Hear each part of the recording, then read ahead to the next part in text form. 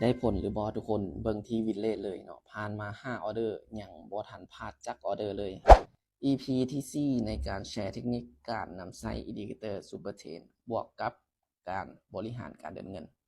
เดี๋ยวมาเข้าสู่กราฟตัวจริงเลยวิธีเอาอินดิเคเตอร์ออกมาเนาะคือเก่าเนาะ FX อินดิเคเตอร์แล้วเลือกไปที่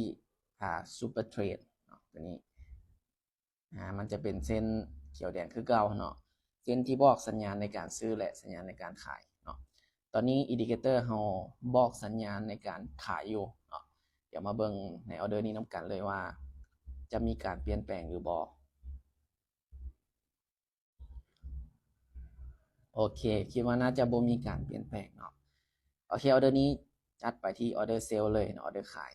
อินดิเคเตอร์เราบอกสัญญาณขายอยู่เนาะเดี๋ยวมาเบิ่งน้ำกันเลยว่าออเดอร์นี้จะสามารถลงมาปิดขายได้หรือบอเนาะลงมาปิดแดงได้หรือบอ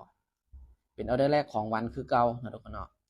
ว่าเฮาเทรดมือละ1ออเดอร์ถ้าว่าบ่วินกับเพียงแต่คูณเงินเนาะเฮามีลิมิตในการพลาดอยู่ที่5ออเดอร์ถ้าบ่พลาดเกิน5เฮาจะมีกำไรในทุกๆมื้อ